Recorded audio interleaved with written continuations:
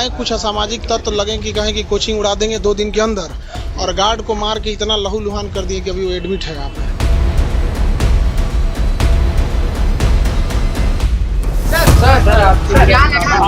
मालिक और खान सर जो है दोनों मिल करके जो है ज्ञान बिंदु को बर्बाद करने का पूरा प्रयास कर रहा है।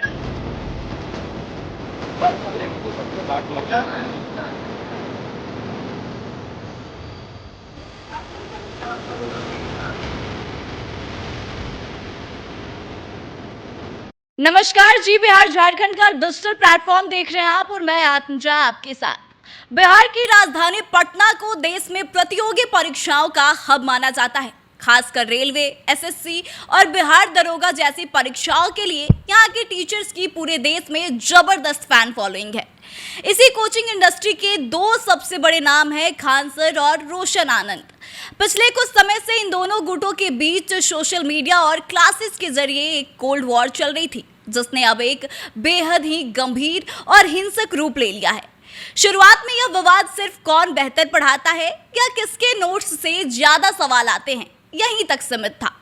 लेकिन हाल ही में पटना की सड़कों पर हुई गोलीबारी और दर्ज हुए पुलिस केस ने इस पूरे मामले को एक खतरनाक मोड़ पर लाकर खड़ा कर दिया है। आपको बता दें कि इस पूरे विवाद की जड़ में कई मुख्य कारण सामने रहे हैं, जिनमें सबसे बड़ा मुद्दा बिहार दरोगा के रिजल्ट के क्रेडिट को लेकर है। ज्ञान बिंदु जीएस एकेडमी के रोशन आनंद सर को पटना में दरोगा फैक्ट्री का किंग कहा जाता है, क्योंकि उनके यहाँ से रिकॉर्ड सिलेक्शन होते रहे हैं। वहीं खान सर की पहुंच बहुत व्यापक है और उनके यहाँ भी लाखों छात्र पढ़ते हैं। विवाद तब गहराया जब दोनों तरफ से यह दावा किया जाने लगा कि परीक्षा में सबसे ज्यादा सवाल उनके पढ़ाए हुए नोट्स और टेस्ट सीरीज से आए हैं। इसके बाद नोट्स और कंटेंट की तुलना शुरू हो गई। रोशन आनंद सर के समर्थकों का कहना है कि उनका कंटेंट बहुत ही डीप और सीधे एग्जाम ओरिएंटेड होता है, जबकि खान सर के विरोधियों ने बड़ा आरोप लगाया कि उनका कंटेंट केवल एंटरटेनमेंट और वन लाइनर तक ही सीमित रहता है। बता दें कि इस ऑनलाइन बनाम ऑफलाइन की राइवलरी और बिजनेस मॉडल के टकराव को यूट्यूब के रोस्टर्स और क्लिप कटर्स ने और ज़्यादा ही हवा दे दी, जिससे बात पढ़ाई से हटकर पर्सनल अटैक्स पर आ गई।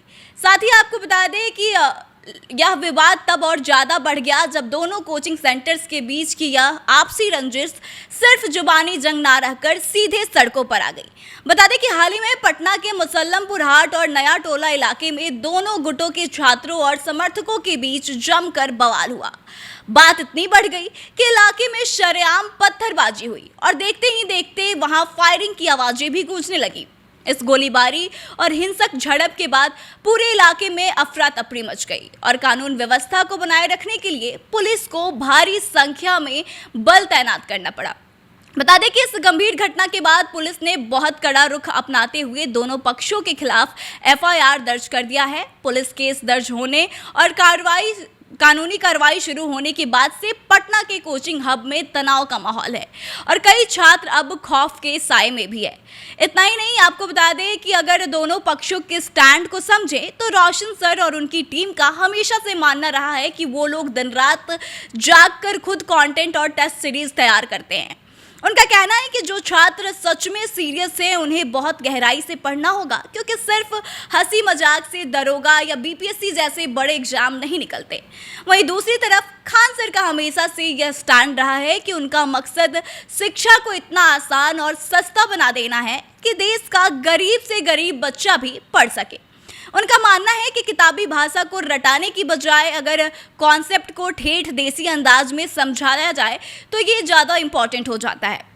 बता दें कि खान सर ने सीधे तौर पर किसी का नाम लेने से हमेशा परहेज किया है, लेकिन उनके सपोर्टर्स का कहना है कि उनकी बढ़ती लोकप्रियता के कारण कुछ लोग जानबूझकर उन्हें टारगेट करते आए हैं।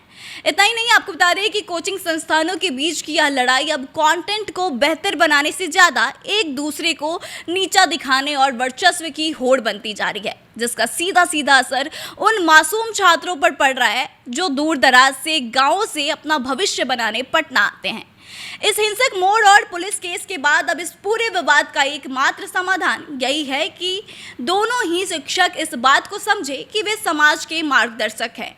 खान सर ने जहां शिक्षा को हर घर तक पहुंचाया और पढ़ाई का डर खत्म किया, वहीं रोशन आनंद ने अपनी कड़ी मेहनत से हजारों छात्रों को खाकी वर्दी पहनाई है।